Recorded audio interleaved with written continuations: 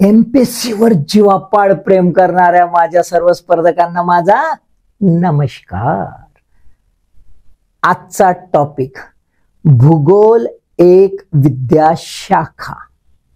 Geography is one subject. आलं का नाही लक्षात? अत्यंत महत्वाचं आहे. खैर सर्वच महत्वाचे घेतो मी, असे तर काही घेत नाही है ना.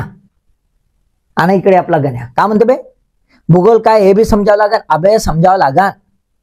लक्षात घे, भूगोल विषय समजायचा असेल तर त्याची सुरुवातच आपण भूगोल म्हणजे काय इथून केलीच पाहिजे. अभ्यास कसा असला पाहिजे? कॉम्प्रेहेन्सिव्ह, इतंभू वाचन असलं पाहिजे. का? कशासाठी?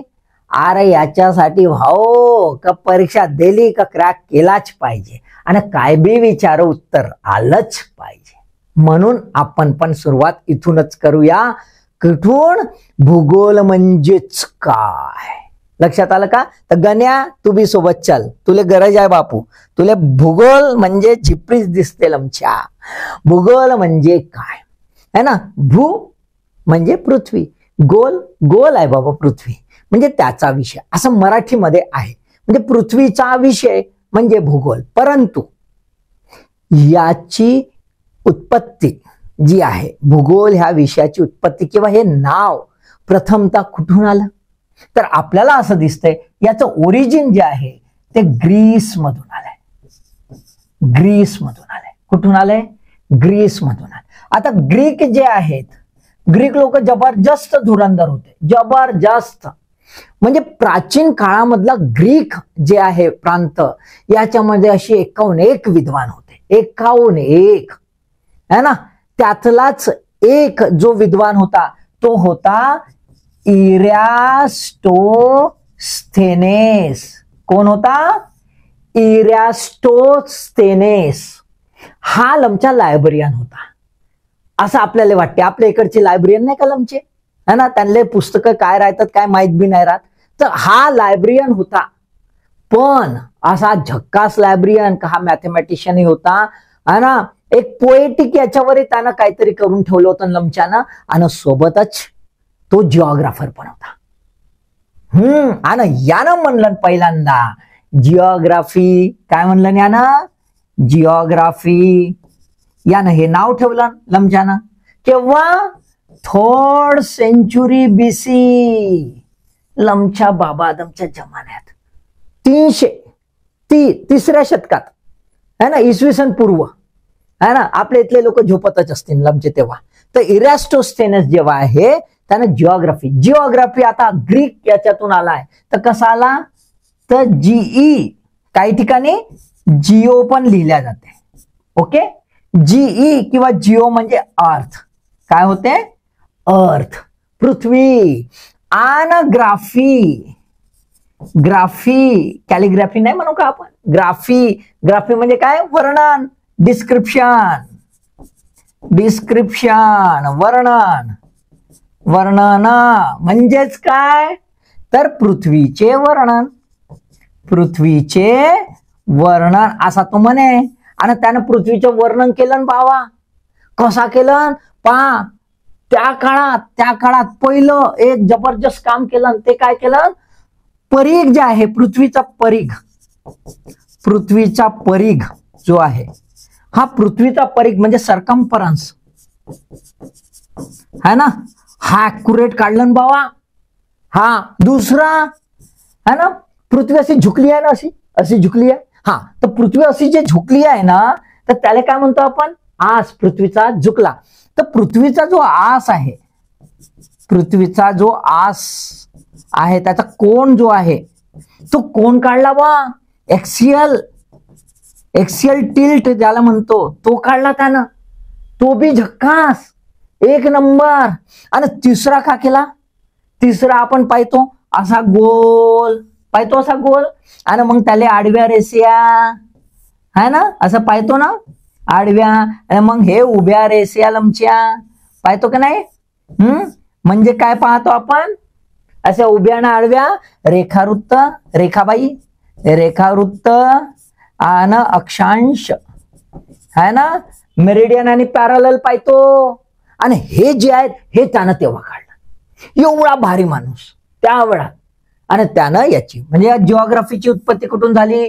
ग्रीस भाषेतून झाली. कोण केली? इरास्टोस्थेनेसनं केली हा नमुना, आणि याने एवढ्या गोष्टी केल्या. ठीक आहे. तर असा हा भूगोलात सुरुवात झाली. म्हणजे याचं काय म्हणणं होतं? याचं असं म्हणणं होतं की बाबा हा माणूस जो आहे ना पृथ्वीवर राहते, हा माणूस जो पृथ्वीवर राहते, पृथ्वी अशी आहे गोल गोल गोल गोल, अशी गोल पृथ्वी आहे, आणि या पृथ्वीवर माणूस राहते. याच्यानं पृथ्वीचा जो आहे एकमेकांशी रिलेशन, तो रिलेशन सांगायचा. आणि म्हणजे त्याचा अर्थ जिओग्राफी. त्याचा अर्थ काय? जिओग्राफी म्हणजे पृथ्वीचे वर्णन, असं त्यानं म्हणलं. आता जमला बा पृथ्वीचं वर्णन म्हणलं. पण आता पृथ्वीचं वर्णन म्हणलं पण कोणासाठी? ते बी महत्वाचं आहे. कोणासाठी? माणसासाठी. कारण कोण वाचन करता? माणूस. बरोबर आहे. तर त्याच्यामुळे माणूस आणि पृथ्वी.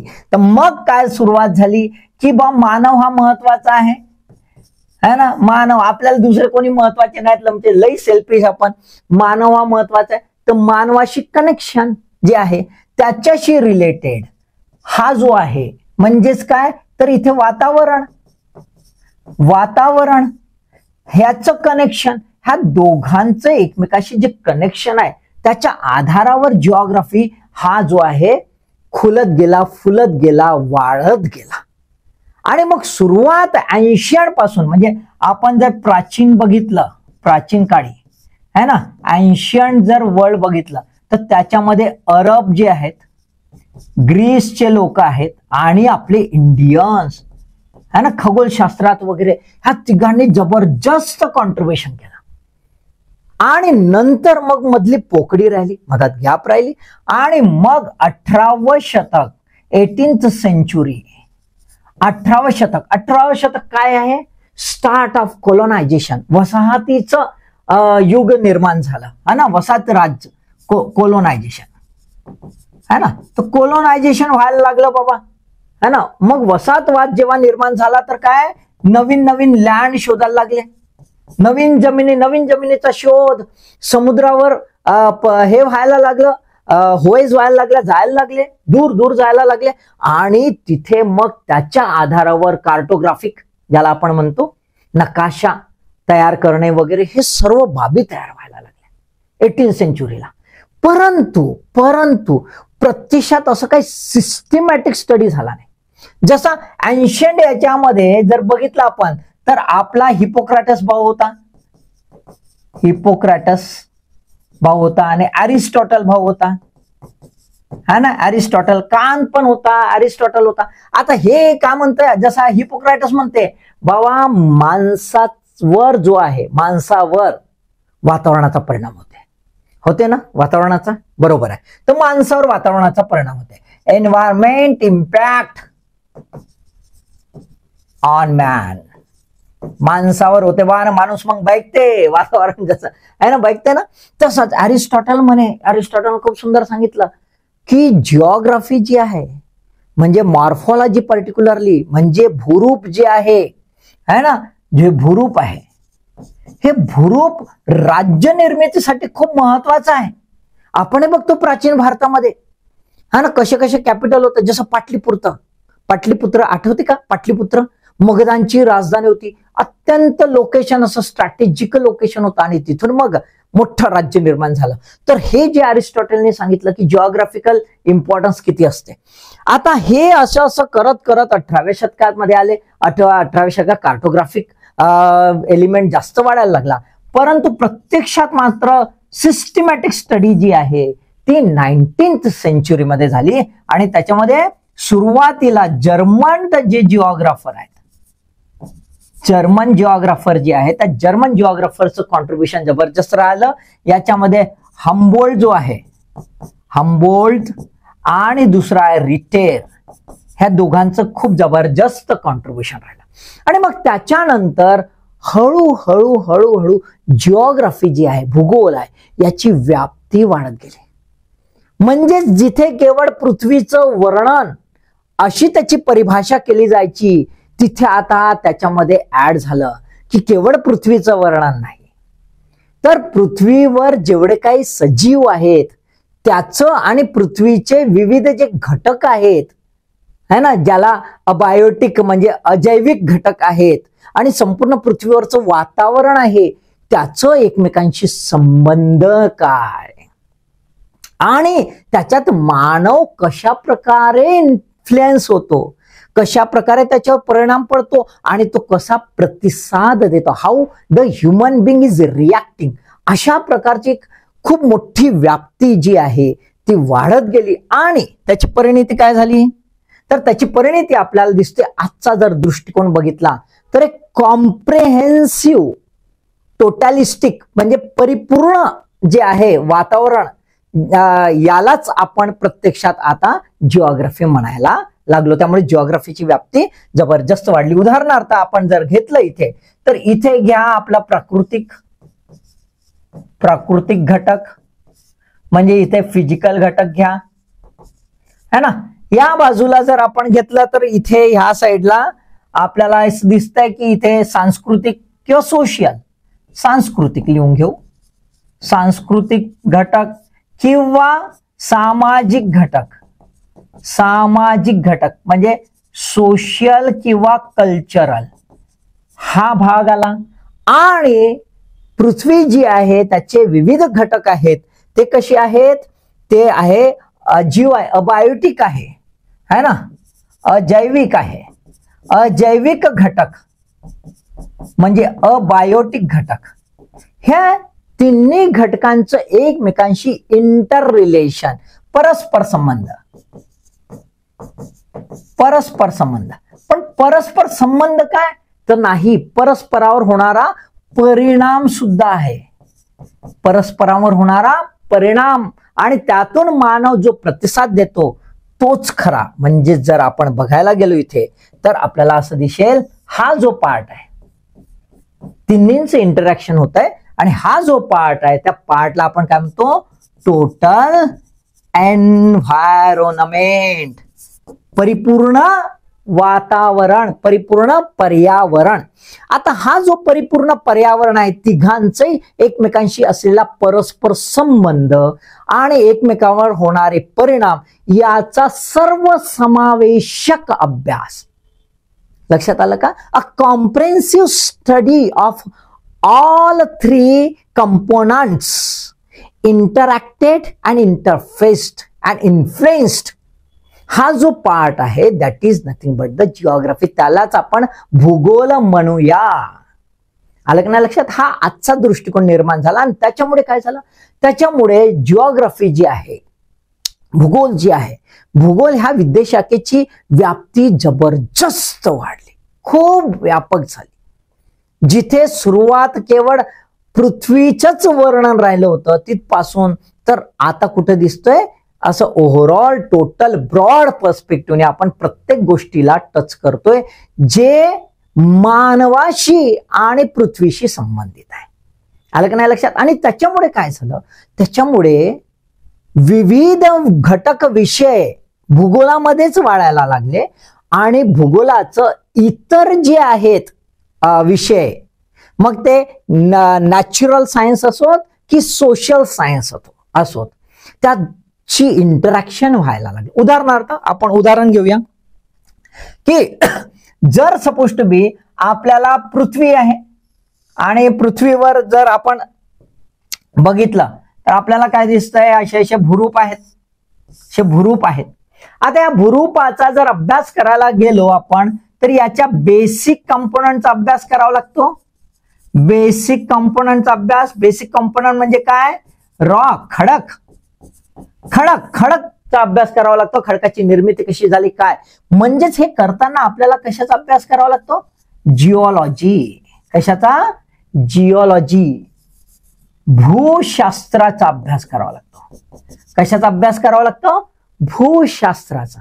आणि इथं आपण बापू एखादा गेला असन फिराले गण्यासारखा झिपरी सोबत खोपच्या खापच्यात पहाडावर इकडे तिकडे, तिथं जाऊन बसला आणि मस्त घर बांधायला लागला आमच्या, आणि तिथं डान्स वान्स करायला लागला, नवीन काहीतरी करून टाकलं, नवीनच झिंगालाला वाला कुठलं तरी है ना, तर एक नवीन संस्कृती बसवून घेतलं तिथं.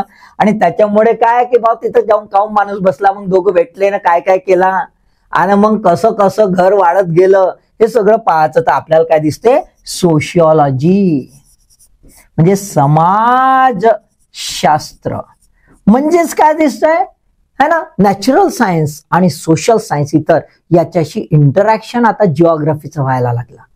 आणि जेव्हा जेव्हा एक डिसिप्लिन ही जी आहे म्हणजे एखादी विद्याशाखा ही इतर विद्याशाखेशी इंटरॅक्ट करते, इंटरफेस करते आणि त्यातून बऱ्याचशा गोष्टी घेते, आत्मसात करते, तर ती विद्याशाखा कशी आहे, ती खुलते फुलते.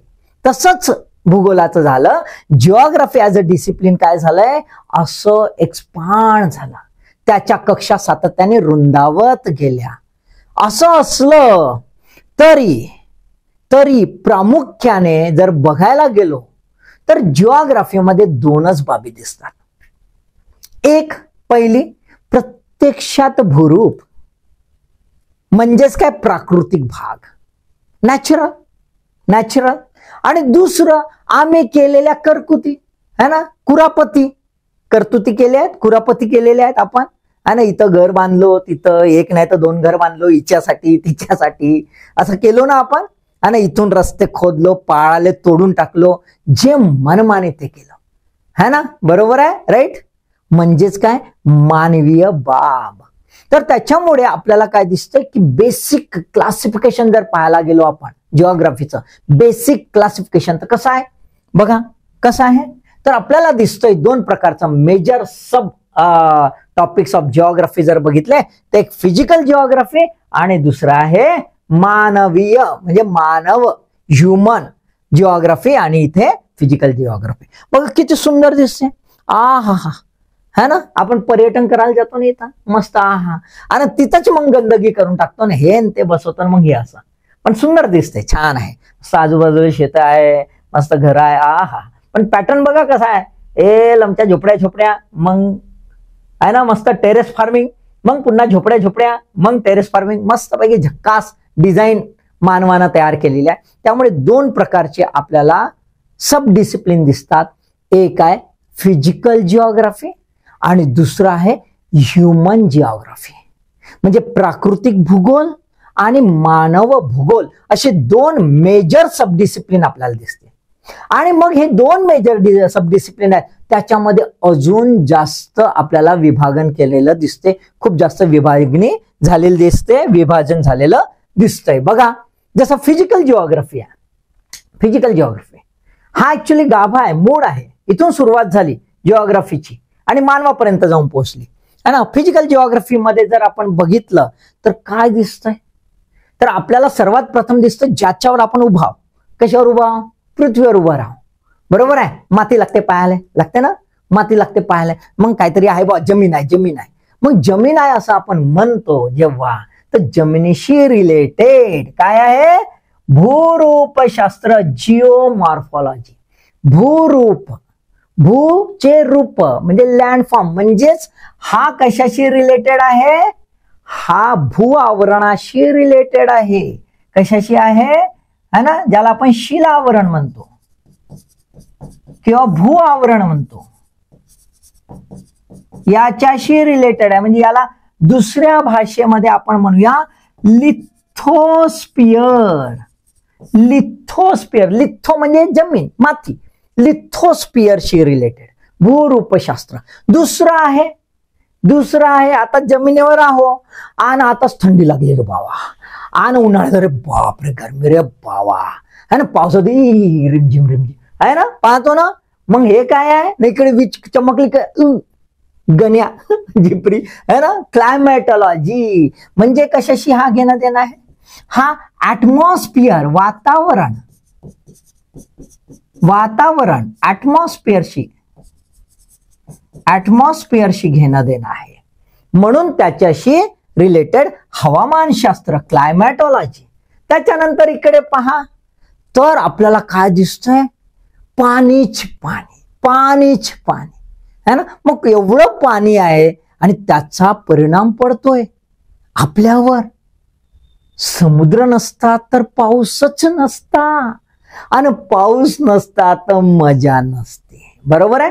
आणि त्याच्यामुळे याचा अभ्यास झाला पाहिजे है ना. मग काय तर पाणीच पाणी, म्हणजेच काय तर आपल्याला असं दिसतंय हायड्रोस्पियर.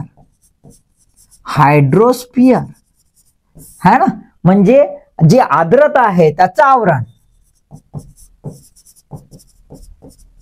तर त्याच्यावर आपल्याला अभ्यास करायचा आहे. त्याच्यानंतर जैविक भूगोल. जैविक भूगोल म्हणजे हा पृथ्वी एकमेव आतापर्यंत मानव जिथपर्यंत पोहोचायचा प्रयत्न केला पूर्ण अंतराळामध्ये, तर आतापर्यंत कुठेही गवसलेलं नाही की कुठे सजीव आहे. बरोबर आहे. तर त्याच्यामुळे सध्या तरी पृथ्वी एकमेव सजीव सृष्टी असलेला ग्रह आहे. मग याच्यावर जी सजीव सृष्टी आहे तर त्याला म्हणतो आपण बायोस्पियर. बायोस्पियर त्याला काय म्हणतो आपण, बायोस्पियर. जैविक वलय आहे. मग हे जैविक आवरण जे आहे, हे जैव आवरण जे आहे, जैव आवरण, या जैव आवरणासाठी आपण कोणता अभ्यास करणार, बायोजिओग्राफी.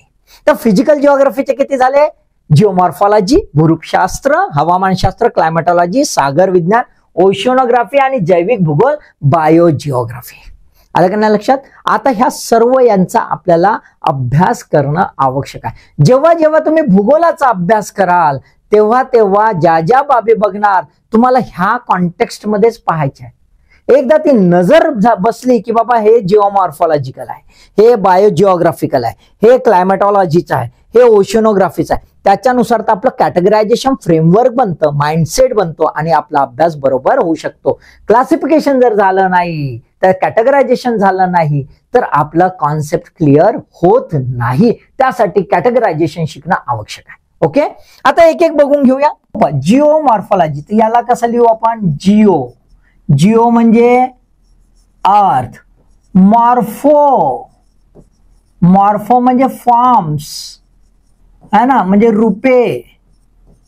ठीक आहे. आणि लॉजी, लॉजी म्हणजे शास्त्र, सायन्स, सायन्स शास्त्र. म्हणजे जिओमॉर्फॉलॉजी म्हणजे कशाचं, की पृथ्वीवरील असलेली जी भूरूपे आहे त्या भूरूपांचा शास्त्रीय अभ्यास म्हणजे जिओमॉर्फॉलॉजी. मग असं आहे, तर याचा अर्थ काय, तर याचा अर्थ पृथ्वीवर जे शिलावरण आहे ज्याला आपण लिथोस्पियर म्हणतो, लिथोस्पियर आहे ना, जे शिलावरण आहे, ह्या शिलावरणावर तयार होणारी दोन्ही प्रकारची भूरूपे म्हणजे एंडोजेनेटिक फोर्स आणि एक्झोजेनेटिक फोर्स, अंतर्गत शक्तीपासून आणि बाह्यांग शक्तीपासून निर्माण होणारी सर्वच प्रकारची भूरूपे जी आहे ती आपल्याला अभ्यासायची आहेत. आणि ते अभ्यास करताना कसं आहे की त्याचं इंटरप्रिटेशन होणं आवश्यक आहे. इंटरप्रिटेटिव्ह स्टडी ज्याला आपण म्हणतो, स्पष्टीकरणात्मक एक अभ्यास जो आहे तो अभ्यास याच्यामध्ये करायचा आहे. पहिल्यांदा आपल्याला करायचा आहे अभ्यास की सर्व प्रकारचे लँडफॉर्म्स. लँडफॉर्म्स काय, दुसरं ती लँडफॉर्म जे आहे त्याची प्रक्रिया काय, प्रोसेस काय आहे, आणि तिसरं जे आहे त्या लँडफॉर्मवर होणारे बदल है ना, चेंजेस है ना, बदल होत राहतात, निरंतर बदल होत राहतात. ते होणारे बदल हे जिओमॉर्फॉलॉजी मध्ये आपल्याला पाहायचे. म्हणजे पहाड कसे झाले, नद्या कशा निर्माण झाल्या, खाई कशी निर्माण झाली, बरोबर आहे, त्यानंतर पठार निर्माण कसे झाले, कुठपासून, तर हे खंडच कसे निर्माण झाले इथपासून आपल्याला पाहायचं आहे. लक्षात आलंय. ठीक आहे. त्याच्यानंतर आपल्याला पाहायचं आहे ओशनोग्राफी. आपण बघतोय की हायड्रोस्पियर म्हणजेच काय आहे, पाण्याचं वलय हे पृथ्वीवर किती आहे, तर अराउंड 3/4 आहे. किती आहे, अराउंड 3/4 आहे. म्हणजेच एक्झॅक्ट जर आपण बघितलं तर 70.8% एवढं आपल्याला काय दिसतंय, हायड्रोस्पियर आहे. पाण्याचं एवढं प्रमाण आपल्याला पृथ्वीवर दिसतंय. मग हे एवढं प्रमाण आहे तर त्याचा आपसुकच पृथ्वीवर परिणाम पडत असेल की नाही, पडतच असेल. आणि त्यामुळे याचा अभ्यास करणं आवश्यक आहे. मग याचा अभ्यासामध्ये काय, तर आपण लार्जली कशावर बघतोय, समुद्राशी निगडीत, ओशनशी निगडीत, महासागरांशी संबंधित. आणि त्याच्यामुळे जर आपण महासागर पाहायला गेलो तर आपल्याला काय दिसतंय की असे वेगवेगळे भूरूपे तयार झालेली दिसतात ना, दिसतात, बरोबर आहे. असं पाणी आहे ना, आपल्याला वेगवेगळी भूरूपे तयार झालेली दिसतात. ही जी भूरूपे आहेत, ही भूरूपे कशी तयार झाली याचा अभ्यास आणि समुद्राचा, महासागरांचा संपूर्ण सृष्टीवर पडणारा परिणाम, ह्या दोन बाबी आपल्याला इथे बघायच्या आहेत. आणि म्हणून पहिल्यांदा आम्हाला काय बघायचं आहे, तर आपण बघतोय मराईन जिओलॉजी. कारण की यातलंही एक आवरण आहे. जसं शिलावरण आहे तसं इथलं आवरण आहे समुद्राच्या खाली तळाशी. ते कसं निर्माण झालं, ते कसं कंपोनंट आहे ते बघायचं आहे. तिथून कशी भूरूपे निर्माण होतात. दुसरं आहे मराईन जिओमॉर्फोलॉजी, म्हणजे सागरीय भूरूपशास्त्र. वेगवेगळी जी भूरूपे आहेत ती आपल्याला समजून घ्यायची आहेत. त्यानंतर तिसरं आहे फिजिकल ओशिनोग्राफी. फिजिकल ओशियानोग्राफी, प्राकृतिक समुद्रशास्त्र किंवा सागरशास्त्र, सागर विज्ञान. म्हणजेच इथे काय बघायचं आहे की ओशनचे जे टेम्परेचर आहे, जी डेन्सिटी आहे, है ना, त्यानंतर एका ठिकाणून दुसऱ्या ठिकाणी जाणारे प्रवाह आहेत, हे सर्व बाबी काय बघायच्या आहेत याच्यामध्ये बघायच्या आहे, फिजिकल ओशनोग्राफी. आणि चौथं आहे, महत्वाचं आहे, ते म्हणजे केमिस्ट्री बघायची आहे. केमिस्ट्री ऑफ ओशियन वॉटर, समुद्राचं रसायन बघायचं आहे, है ना. आणि रसायन बघतो की त्याच्यात किती मिनरल्स आहेत, है ना, कुठे कुठे कसे मिनरल्स मिळतात, है ना, त्याचं काय उपयोग करता येतो की नाही, ह्या सर्व बाबी इथे बघणार. आणि समुद्रामध्ये कोण राहतं, आपण राहतो का, आपण नाही राहत. कोण राहतं, मासे, प्राणी, बाकीचे जलचर. तर मग ते सजीव आहेत. म्हणून इथे आपण काय बघणार, बायो ओशियानोग्राफी. समुद्रामधली प्राणी वगैरे विचारतात ना प्रश्न, समुद्रातले प्राणी वगैरे विचारल्या जातात, जलचर, तर बायो ओशियानोग्राफी. आणि एवढ्यात आपण बघतो एल निनो, ला निनो, हे अमुक न ते, है ना, हे ऐकतो. आणि समुद्राच्या शेप सायक्लोनिक कंडिशन हे ते बघतो आणि त्याचा परिणाम मानवावर मस्त पडतो. आणि म्हणून नवीन ब्रांच याच्यामध्ये आली. कोणती ब्रांच आली, नवीन ब्रांच, ती म्हणजे मराईन मेटिओरॉलॉजी.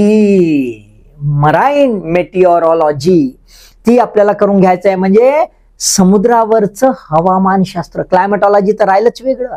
इथे समुद्राचं हवामानशास्त्र हे समजणं महत्वाचं आहे. आणि त्याच्यासाठी म्हणून एवढा सब डिसिप्लिन याच्यामध्ये, ओशनोग्राफीमध्ये हे वेगवेगळे आपल्याला सब डिसिप्लिन दिसून येतात. याच्या आधारावर आपल्याला अभ्यास करायचा. म्हणजे अप्रोच कसा असला पाहिजे, लक्षात आलंय, ठीक आहे. त्याच्यानंतर क्लायमेटॉलॉजी, जसा समुद्र आहे तसंच आवरण आहे, बरोबर आहे. क्लायमेटॉलॉजी म्हणजे आपण जर बघितलं तर पृथ्वीच्या गोल गोल आवरण आहे. आणि ह्या आवरणामधला हा जो आहे एकदम पृथ्वीच्या जवळचा हा भाग, हा एकदमच डायनामिक आहे, जबरदस्त. आणि पावसाळ्यात पाहत अशी ऊन, घाम फुटते ना, हा पाऊस बदबाद नंतर लगेच, हे गरमी गेली का मग अरे पावसानं चिंबन, मग लगेच उकाळा, मग लगेच थंडी. बघतो ना आपण, एकदमच डायनामिक आहे, एकदमच डायनामिक. हा जो डायनामिक पार्ट आहे याच्यामधली उथल पुथल, याच्यामधले सर्व लोचे जे आहेत ते कुठे पाहायचे आहेत, हवामान शास्त्रामध्ये. आता हवामान शास्त्रामध्ये दोन मोठ्या बाबी आहेत. हवामान शास्त्रामध्ये दोन पार्ट आहे. एक आहे हवा, हवा हवा हवा हवा नाही, गाणं नव्हे, हवा. कारण की इंग्रजीतले दोन शब्द आहेत, त्याला मराठीत काही बरोबर नाही, तर हे आले, एक म्हणू आपण हवा आणि दुसरं म्हणू हवामान. हे हवा म्हणजे वेदर, वेदर, आणि इकडे क्लायमेट. असे दोन पार्ट आपल्याला पाहायचे आहेत क्लायमेटॉलॉजी मध्ये. वेदर म्हणजेच रोज, डे टू डे, रोज डे टू डे. एका ठिकाणी मुंबई मधला पाऊस आणि मुंबई मधल्या पोरी असं म्हणतात बा, है ना, काही खरं नाही लोकांचं. तर डे टू डे बरोबर आहे. बाकी ठिकाणी पडते का असा पाऊस, पावसाची गॅरंटी राहते थोडीशी, तिथं गॅरंटीच नाही. ठीक आहे, तर डे टू डे पाऊस असा जर पकडला तर तो काय झाला, वेदर, है ना.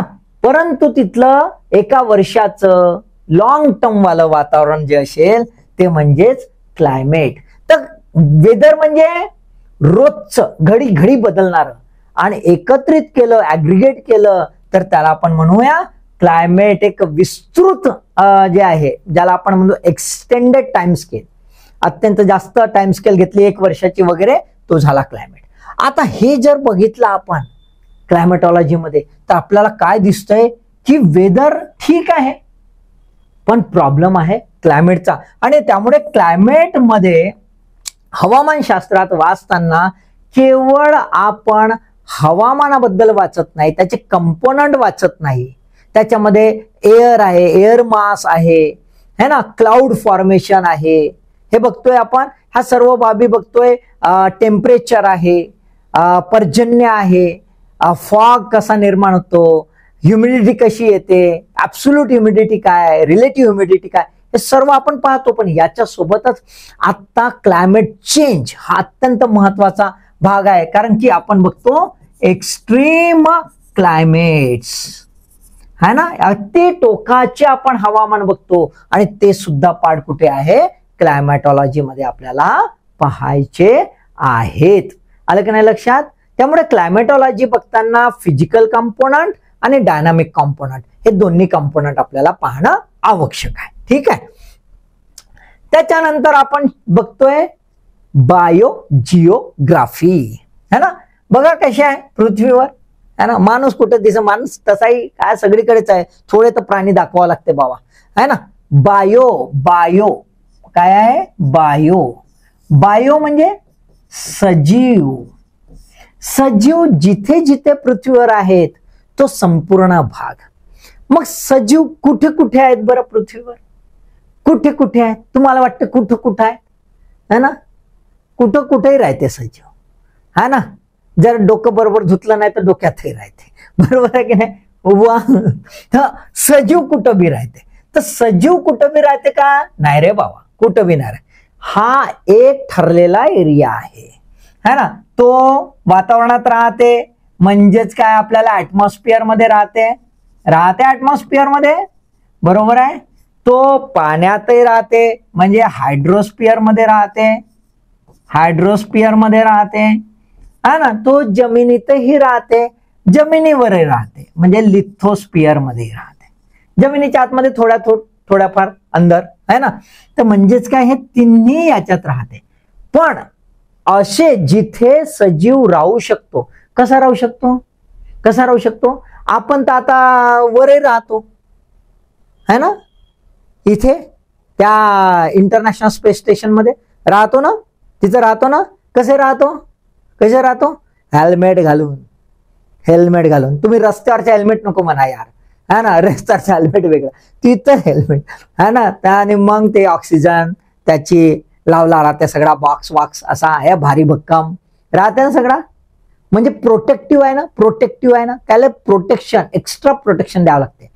इथं काय आहे, असा भाग पृथ्वीचा जिथं प्रोटेक्शनची गरज नाही, नो प्रोटेक्शन, कुठल्याही प्रकारचं बाहेरचं प्रोटेक्शन नाही, हेच एक प्रोटेक्शन आहे.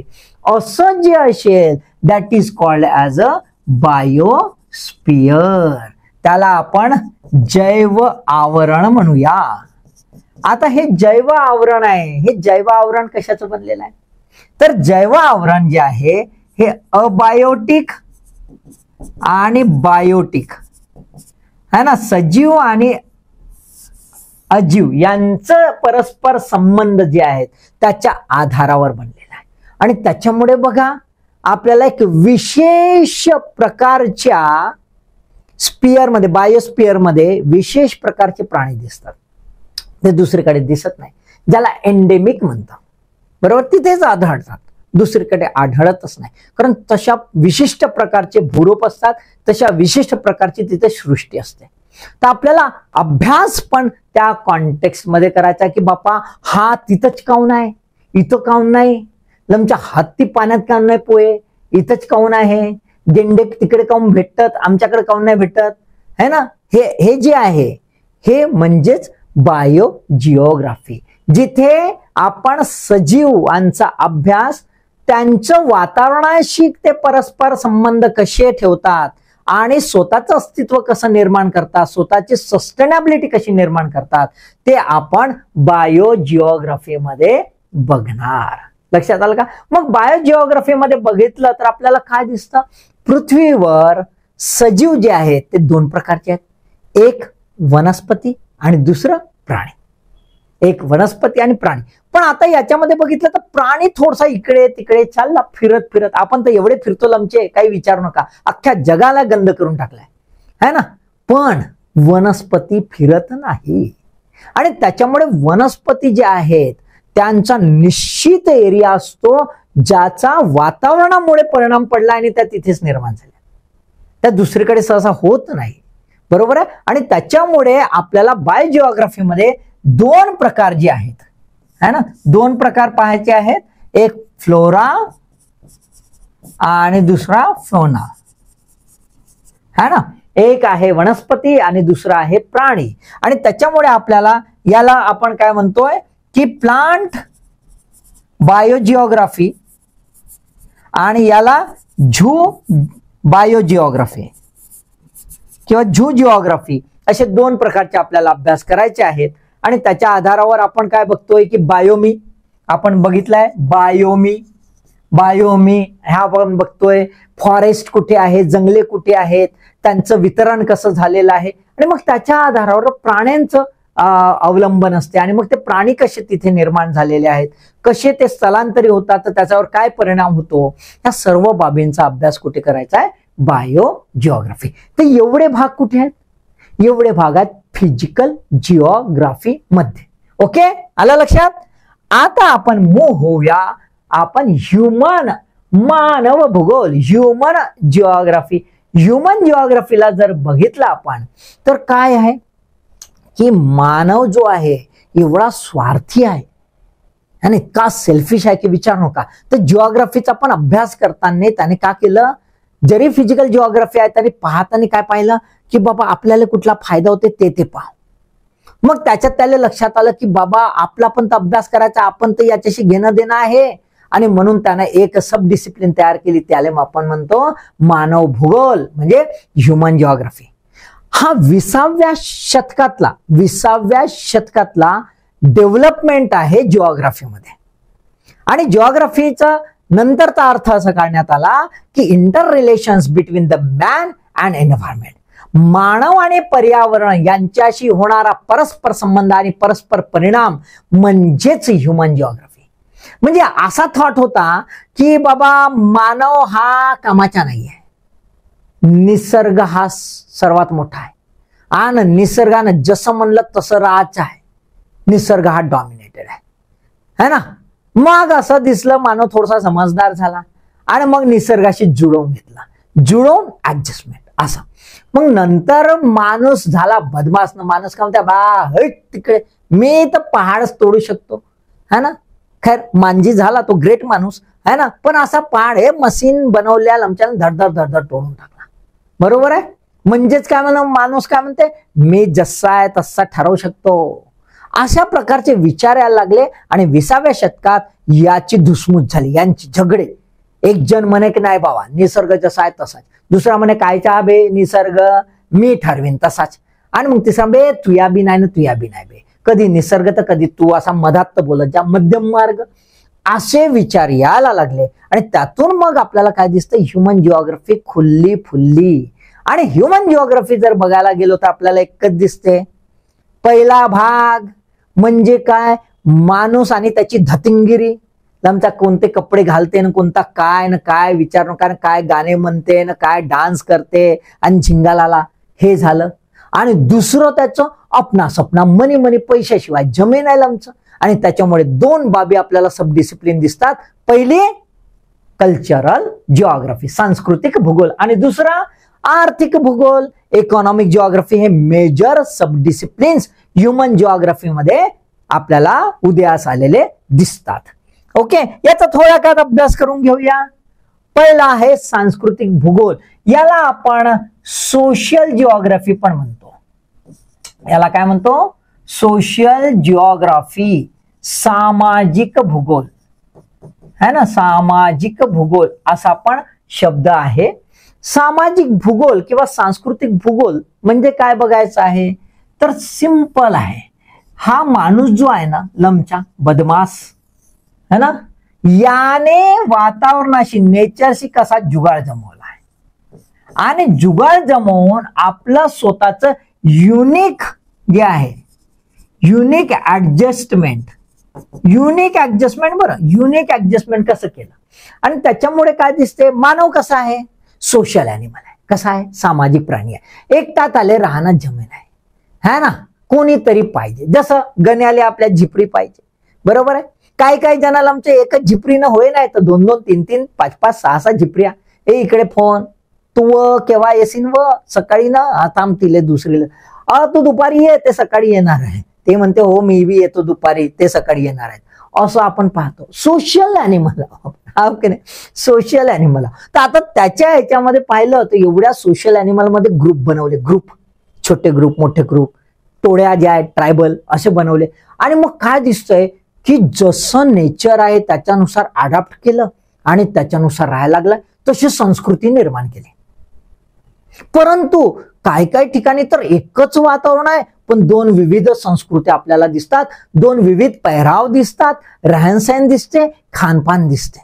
म्हणजे असं प्रत्येक ग्रुपने, ह्युमन बिंगने काय केलेलं आहे, आपली युनिक आयडेंटिटी निर्माण केलेली आहे. ही जी युनिक आयडेंटिटी आहे याला आपण काय म्हणतो, कल्चर.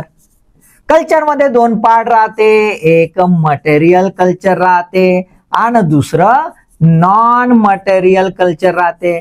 मटेरियल कल्चर म्हणजे काय रे बापू, आपला ड्रेस, ड्रेस घालतो ना आपण, आपलं फूड है ना, आपलं सेटलमेंट, हॅबिटॅट, ह्या सगळ्या गोष्टी ज्या आहेत ह्या आल्या इथं. आणि नॉन मटेरियल मध्ये म्हणजे काय, रिलिजन, धर्म आला, त्याच्यानंतर लँग्वेज, भाषा आली है ना. ह्या सर्व गोष्टी आपल्याला कुठे अभ्यासाच्या, कल्चरल जिओग्राफी मध्ये अभ्यासाच्या आहेत. की मानवाने निसर्गाला कसा प्रतिसाद दिला, मानवाने निसर्गाला कसा प्रतिसाद दिला. How the human being respond to the nature. आलं लक्षात, ठीक आहे. हा बघायचा कल्चरलच्या. दुसरा आपल्याला इकॉनॉमी, बुडगा बुडगी, भावा बुडगा हसून हसून बुडगीले देत आहे पैसे, इकॉनॉमिक ट्रान्झॅक्शन. तर इकॉनॉमिक, आर्थिक भूगोल. मानव ह्या धर्तीवर आहे तर त्याचा एकमेव स्वार्थ वेल बिईंग. पण कोणता, मटेरियल. माकड, गाडी, बंगला पाहिजे तर मजा आहे ना, बरोबर आहे. मग एक बंगला झाला का दुसरा आहे, एक हिच्यासाठी एक तिच्यासाठी, पाहिलं ना आपण, बरोबर आहे. मटेरियल वेलबिंग काय आहे, मटेरियल वेलबिंग हा मुख्य उद्देश जो आहे, म्हणजे भौतिक सुखसुविधा है ना, हा महत्वाचा भाग मानवाचा आहे. आणि याच्यासाठी आपण काय करतो, याच्यासाठी आपण उत्पादन करतो, प्रोडक्शन करतो. आणि उत्पादन करतो तर काय करतो, ते आपल्या जवळ ठेवतो का, नाही. तर आपण काय करतो, त्याचं आदान प्रदान म्हणजे एक्सचेंज करतो. आणि स्वतः ढोसतो ना, कंझम्पशन है ना, म्हणजे उपभोग घेतो, बरोबर आहे. कंझम्पशन करतो आपण. ह्या तिन्ही बाबी आपण मॅन टू मॅन करतो, ग्रुप टू ग्रुप करतो. आणि जेव्हा ग्रुप कन्सॉलिडेट होतात तेव्हा रिजन टू रिजन, एका प्रदेशातून दुसऱ्या प्रदेशामध्ये, एका देशातून दुसऱ्या देशामध्ये त्याच्यामुळे इकॉनॉमिक जिओग्राफीचा आपल्याला कशा प्रकारे अभ्यास करायचा आहे, ह्या कॉन्टेक्स्ट मध्ये अभ्यास करायचा आहे. मग याच्यामध्ये प्रोडक्शन, नॅचरल रिसोर्सेस, नैसर्गिक संसाधनं, त्याचा उपयोग, मिनरल्स, माइन्स, आणि त्याच्यानंतर मग फॉरेस्ट आहे, फॉरेस्ट प्रोड्यूस आहे, याचा अभ्यास. मग औद्योगिकरण झालाय, मग primary sector, secondary sector, tertiary sector आपण ते पाहायचं आहे. सोबत ट्रान्सपोर्ट कसं झालं, आणि मग विकसित राष्ट्र कशी, अविकसित राष्ट्र कशी, हे सर्व आपण कुठे बघणार आहे, इकॉनॉमिक जिओग्राफी मध्ये बघायचं आहे. या व्यतिरिक्त नवनवीन आपल्याला सब डिसिप्लिन्स तयार झालेल्या दिसतात. एक दोन सब डिसिप्लिन आपण समजून घेण्याचा प्रयत्न करूया. एक आहे लोकसंख्या भूगोल, पॉप्युलेशन जिओग्राफी. हा अत्यंत महत्वाचा आहे भारतासाठी, कारण आपण नंबर 1 आहे की नाही, नंबर 1. आता तर बाप्पा कुठं काही नाही हो, पण याच्यात तर नंबर 1 हो, है ना. बम प्रोडक्शन खटाखटा मीटर डाऊन असं. लोकसंख्या भूगोल, पॉप्युलेशन जिओग्राफी, आणि याची किती घाणेरडी पॉलिटिक्स आपण पाहिलेली आहे पॉप्युलेशनच्या आधारावर, आणि कशा प्रकारचं पोलरायझेशन होत आहे हे सुद्धा बघितलेलं आहे. अत्यंत घाणेरडेपणा याच्यात, है ना. पण असो, आपल्याला याचा अभ्यास करायचा आहे, पॉप्युलेशन जिओग्राफी. मग पॉप्युलेशन जिओग्राफी म्हणजे काय, तर पहिल्यांदा लोक जे आहेत, ते लोक कसे आहेत, बाबा, बायोलॉजिकल आहेत रे बाबा. काय बायोलॉजिकल आहेत, इकडे कुत्रा, इकडे कुत्री, तसंच इकडे माणूस, इकडे बाई, आहे की नाही, त्यामुळे बायोलॉजिकल आहेत. त्यामुळे जे काय नॅचरल असेल ते. पण केवळ बायोलॉजिकल आहेत का, नाही, तर ते कल्चरल पण आहेत, है ना. आणि त्याच्यामुळे बायोलॉजिकल असते तर वेगळी गोष्ट, वेगळं प्रोडक्शन झालं असतं, सगळ्या जगातच झालं असतं. पण दुसरीकडे बघायला गेलं तर आपल्याला काय दिसते, कल्चरल इम्पॅक्ट, सोशल इम्पॅक्ट, समाज रचना जशी असेल, समाजाची नीतिमूल्य जशी असतील, समाजाची धारणा जशी असेल, तशानुसार लोकसंख्या असं आपल्याला दिसते. आपल्या इथे काय आहे, पोट्ट झालं पाहिजे, पोट्ट नाही होईल तर मया लात कोण मारण मेल्यावर, असं म्हणतो ना. आणि मग पोट्ट्यासाठी पोट्ट्या, आणि 1 पोट्टी 2 पोट्टी 10 पोट्ट्यानंतर पोट्ट झालं तर खुश, असं आहे. त्याच्यामुळे आता बायोलॉजिकल आणि कल्चरल याचं गणित आपल्याला बघायचं आहे लोकसंख्या भूगोलामध्ये. मग 2 कंपोनंट आपल्याला इथे दिसतील, 2 कंपोनंट दिसतील लोकसंख्येच्या कॉन्टेक्स्ट मध्ये. आपल्याला ऍब्सोल्यूट नंबर्स म्हणजे एक किती लोकसंख्या आहे बा. मग लोकसंख्या किती आहे तर कशी येते रे बाबा, तर कोण पैदा झाला आणि कोण घचकलं, म्हणजे बर्थ रेट आणि डेथ रेट, है ना, ते पाहायचं आहे. किती पैदा झाले, किती घचकले, कसे घचकले, काय घचकले. आणि मग त्याच्यासोबत अजून थोडीशी डेप्थ मध्ये, कोणती डेप्थ मध्ये, की बाबा माणूस किती, बाई किती, सेक्स रेशो किती, हे पाहायचं आहे. मग पोट्ट्याच्या मध्ये क्लासिफिकेशन, पैदा झाल्यावर किती वेळ जगते रे बाबा आणि किती नाही, है ना. तर मग आपल्याला इन्फॅन्ट मॉर्टॅलिटी रेट, है ना, असं अशा प्रकारे जेवढे काही लोकसंख्येशी निगडीत जेवढे घटक आहेत त्या घटकांचा अभ्यास इथे करायचा आहे. कारण ह्या घटकांचा परिणाम कशावर पडतो, लोकसंख्येवर पडतो. आणि याच्यातला सर्वात मोठा परिणाम जर आपण बघितलं तर एका बाजूला संस्कृतीत आहे, दुसऱ्या बाजूला एज्युकेशन म्हणजेच लिटरसी, है ना. सुशिक्षितपणा किती आहे त्याच्या आधारावर आपल्याला बघतोय. आता हे तर आहेच, पण लोक राहतात, सेटल होतात, वसाहती तयार करतात, आणि त्यामुळे वस्ती जी आहे ती अत्यंत महत्वाची आहे. सेटलमेंट आणि सेटलमेंट जे आहेत ते मानव आपल्या कल्पकतेतून आणि निसर्गाशी जुळवून घेण्यामधून अशा प्रकारे आपल्याला वेगवेगळ्या प्रकारचे सेटलमेंट करताना दिसते. आणि सेटलमेंट 2 प्रकारचे आपण बघतोय, एक रुरल एरियातला आणि एक अर्बन एरियातला. आणि रुरल एरियातले आपले पॅटर्न जे आहेत, या दोघांचे आपल्याला काय पाहायचे आहेत, पॅटर्न पाहायचे आहेत. एक हॅमलेट पासून म्हणजे एखादा छोटस गाव, छोटसा खेड्यापासून तर मेट्रोपॉलिटन सिटी पर्यंत आपल्याला कसे तयार होतात, स्लम कसे तयार होतात, काय नाही, ते सर्व आपल्याला इथे पाहायचं आहे. कशामध्ये, पॉप्युलेशन जिओग्राफीमध्ये. आला, याची व्यापकता लक्षात आली. हा अत्यंत महत्वाचा विषय घटक आहे. आणि त्यानंतर आपण बघतोय की हिस्टॉरिकल जिओग्राफी. हिस्टॉरिकल जिओग्राफीचं एक उदाहरण, सुंदर उदाहरण द्यायचं असं झालं तर आपल्याला असं दिसतंय की मुंबईचा उदय कसा झाला बाबा. मुंबईचा उदय कसा झाला, तर मुंबई आजची जी आहे हे जर बघायचं असेल तर आपल्याला काय दिसतं, मुंबईचा इतिहास पाहावा लागतो की कसं कसं मुंबई हे विकसित झालं, बेटांचं शहर कसं झालं.